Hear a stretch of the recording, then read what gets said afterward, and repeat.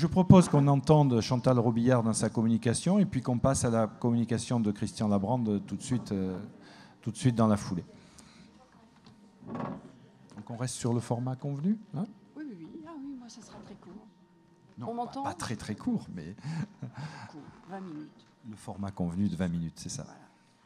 Alors, puisque le thème c'est le feu, et en espérant que la technique va suivre, je vais vous lancer 2 boules de neige fondantes autour du thème de l'oiseau de feu des contes russes. Avant de commencer, une toute petite explication linguistique. L'oiseau de feu en russe, enfin c'est mal traduit, l'oiseau de feu en russe se dit jar ptitsa, c'est-à-dire en français l'oiselle de feu. Le mot oiseau étant féminin en russe. Donc vous me verrez utiliser plutôt le mot oiselle que le mot oiseau dans ce qui va suivre. Par ailleurs, dans les contes russes, les personnages méchants, entre guillemets, enfin même sans guillemets, ils sont vraiment méchants, sont d'une part la Baba Yaga. Je vous en ai amené une ici, bon, vous pourrez en voir sur la table.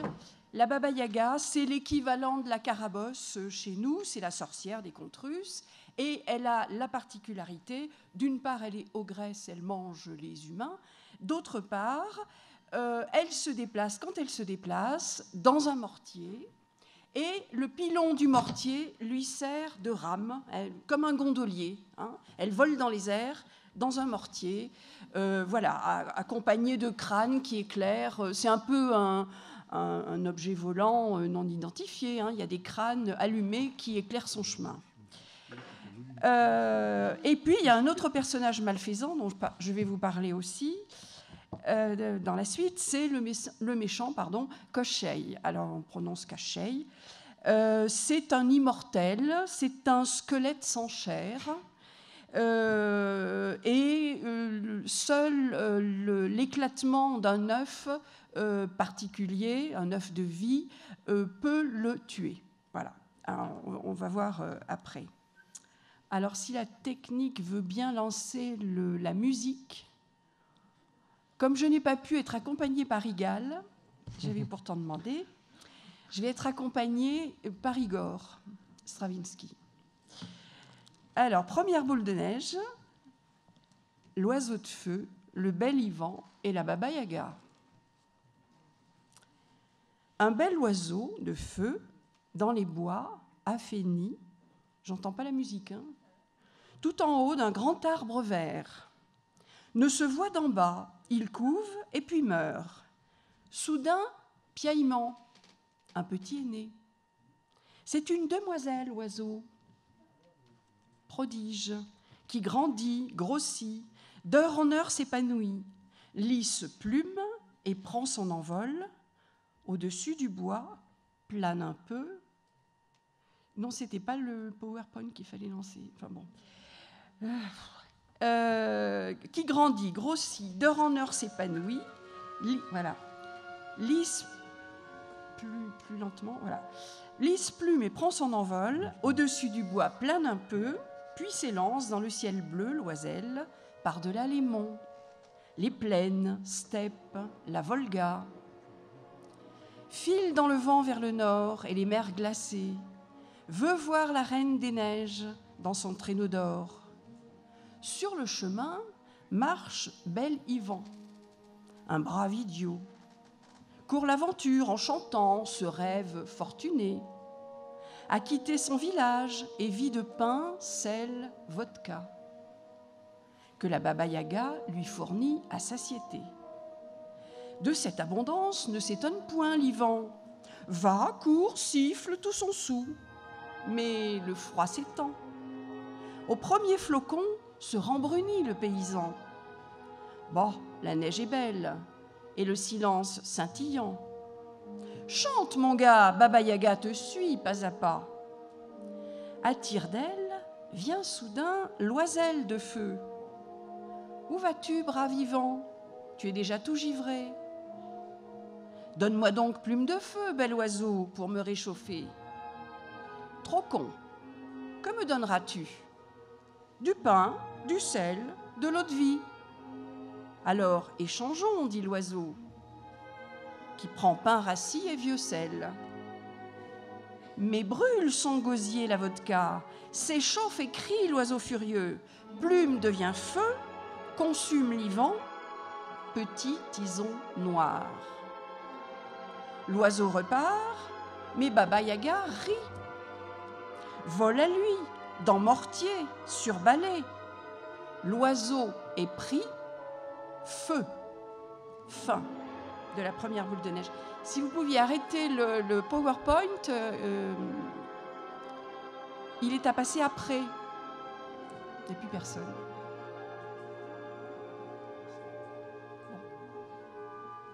Bon, je continue. L'après-midi de tous les dangers. Oui, c'est l'après-midi. C'est pas grave, mais bon. Alors, la deuxième boule de neige, où là, je prends différentes variantes de l'oiseau de feu pour vous en faire un poème en octosyllabes. Oiselle de feu sur Moscou. Je vais essayer de faire comme François-Xavier, Laurent, Salvador.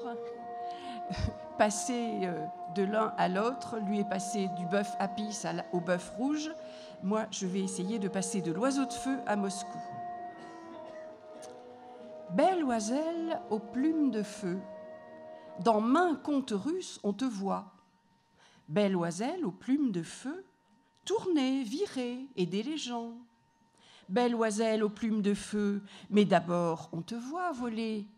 Oh, pas seulement dans les airs, non, belle oiselle aux plumes de feu, mais voler dans quelques jardins, soit d'un tsar, soit d'un immortel, malfaisant, le méchant Kocheï.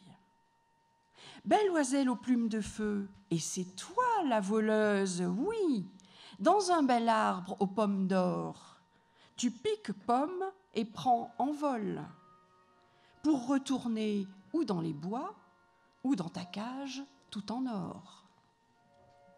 Belle oiselle aux plumes de feu, voilà la cage.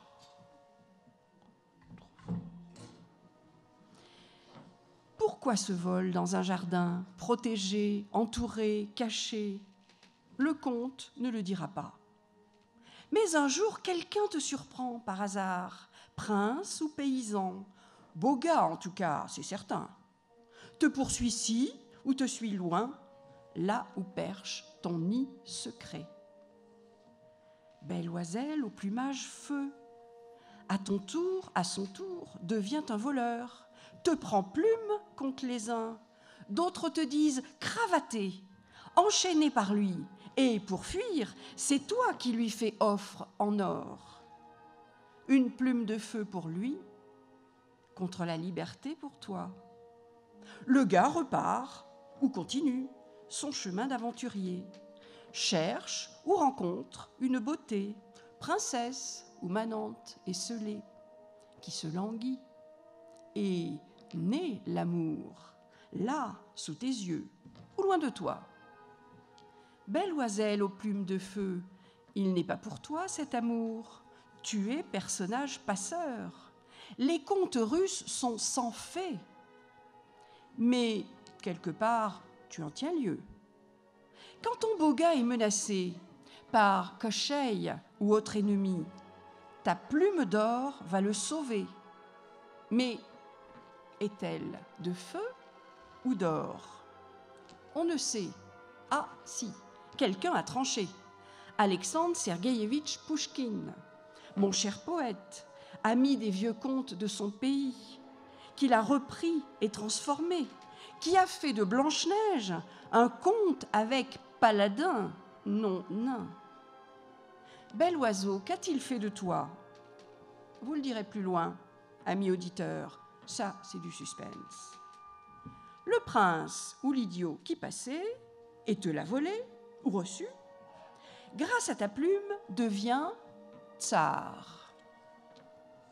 Belle oiselle aux plumes de feu, sans toi le merveilleux n'advient. Et dans les contes, où va le tsar? À Moscou la rouge régnait. Dans Moscou la belle, un Kremlin protège le palais du tsar. Est-ce toi qui l'as attiré par ton plumage feu, ce tsar? Ou Moscou, la rusée cité? le comte est muet là-dessus. Pas un rouble ne parierait, ni un chocolat du café Pouchkine, mon cher vieux Bécaud. Te nommerait-on Nathalie, belle oiselle au plumage en feu? Et Napoléon, est-ce toi qui l'as guidé vers la cité aux 100 coupoles bariolées? Ou toi qui as fait s'embraser l'incendie qui causa l'échec de sa campagne de Russie?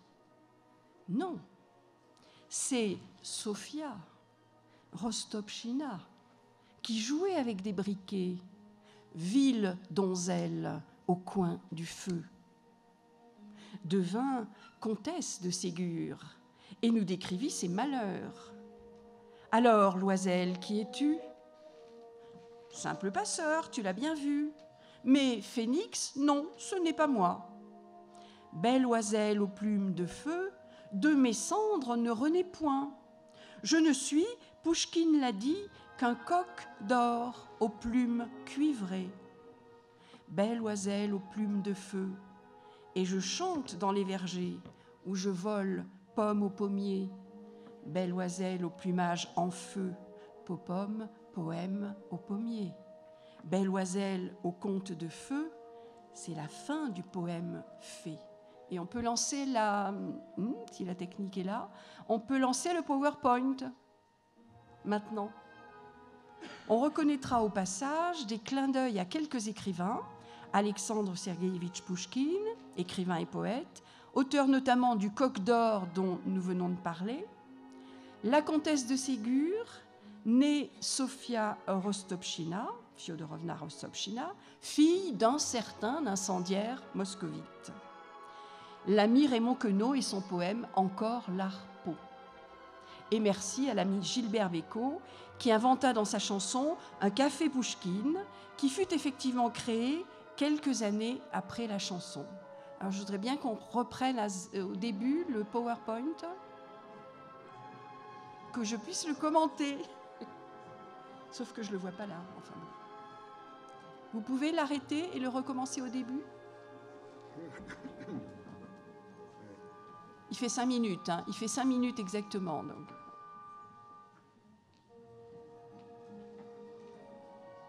Bon, il n'y a plus personne. Ouais. Là, vous en êtes à Napoléon, mais bon, c'est un peu bête au milieu.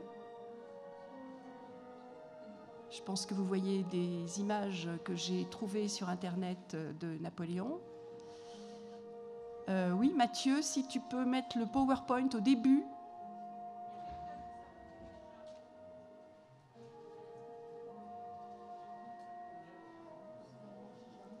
Ah, c'est pour ça que j'ai lu avant, parce que...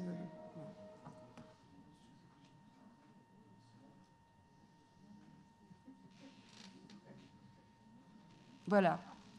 Là, vous avez Marc Chagall, juste avant, pour illustrer le ballet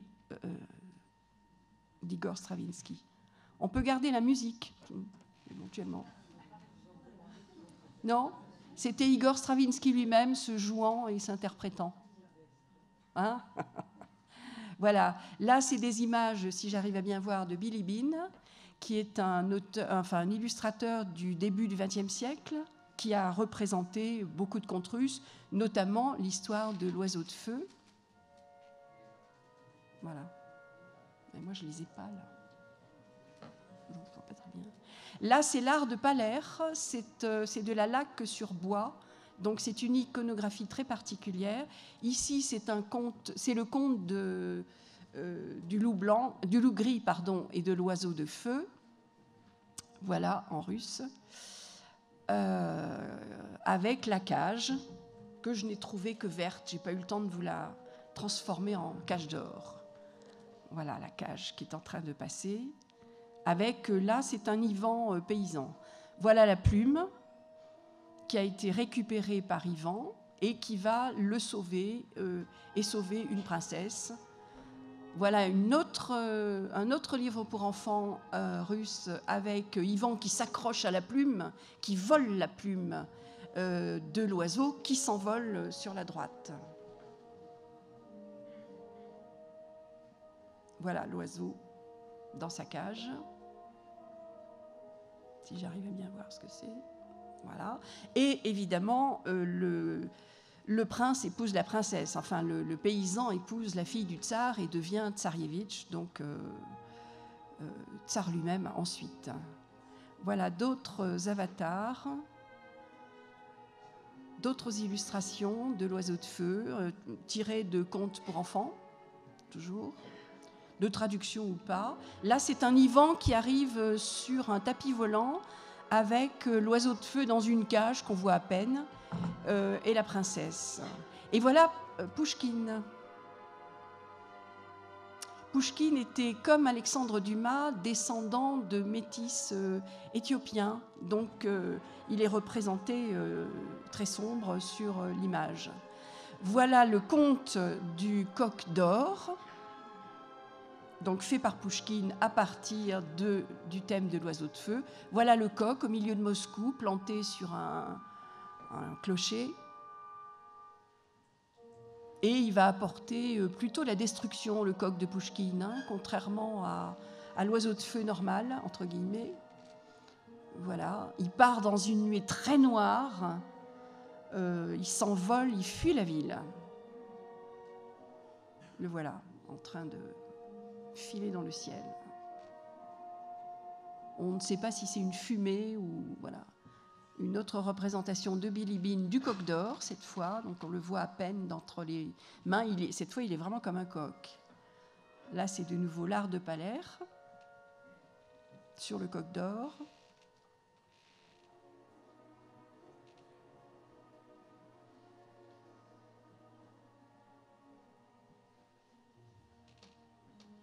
Alors là, c'est la Blanche-Neige dont je vous parlais tout à l'heure. Blanche-Neige qui est avec 7 paladins et non pas 7 nains. Voilà.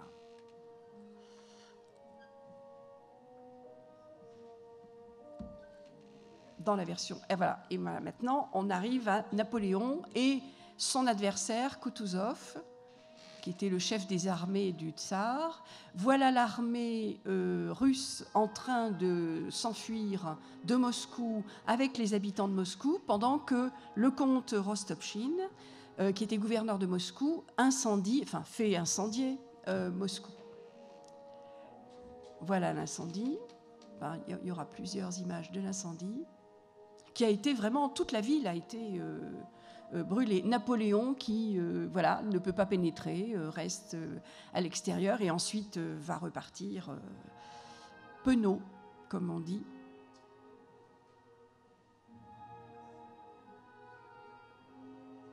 Voilà un hussard de Napoléon et il est là-dedans. C'est l'arrière-arrière-grand-père de Joël Schmidt, qui est un historien que certains d'entre vous connaissent peut-être, dont Joël Schmidt a raconté l'histoire là-dedans. Voilà la comtesse de Ségur, encore jeune. La voilà enfant, donc les malheurs de Sophie, ce sont ses propres malheurs. Le père était très dur, et donc les malheurs de Sophie, ce sont les siens.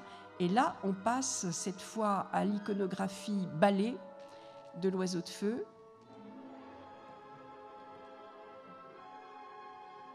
Non, il aurait dû être là, celui-là. Enfin bon.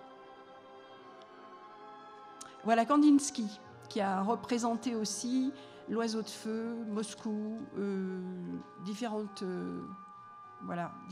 compositions autour de l'oiseau de feu. Il était moscovite, Vassili Kandinsky. Voilà Chagall, donc un projet de maquette pour un des ballets russes. Là, c'est le plafond de l'Opéra Garnier, une esquisse, toujours par Chagall, sur l'oiseau de feu. Voilà Niki de Saint-Phal, qui a fait un Sun God aux États-Unis, je crois, San Diego, il me semble. Et puis, évidemment, la fontaine Stravinsky. Ici, on voit l'oiseau de feu de dos, je n'ai pas trouvé d'image de face. Voilà Igor Stravinsky, jeune, il a composé, il avait 28 ans, l'oiseau de feu. Une image des ballets russes, des costumes de Bakst. Et voilà, alors vous excuserez la mauvaise qualité, voilà l'oiseau de feu en train d'illuminer l'arbre où il est en train de voler les pommes. Il n'y met pas le feu, il l'illumine en passant.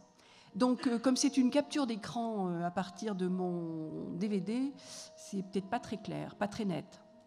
Voilà le prince donc en train de lui voler la plume. Voilà, il regarde la plume, il ne sait pas quoi en faire finalement.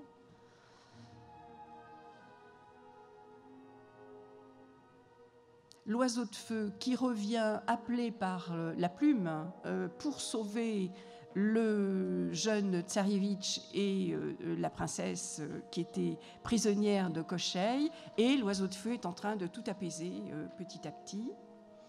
Là, voilà quelques avatars de l'oiseau de feu. Ici, c'est Chudoptitsa, l'oiseau merveilleux, avec un Ivan tout petit qui part sur les ailes de l'oiseau.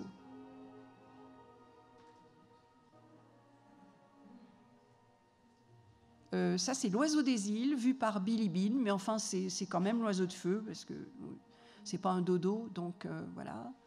Là, c'est vu par, de nouveau, l'art de Paler. Et voilà, pour la fin, l'oiseau de feu, vu par Crystal Cambruby, qui est l'illustratrice de Dimension Moscou, l'une des deux illustratrices de Dimension Moscou. Voilà.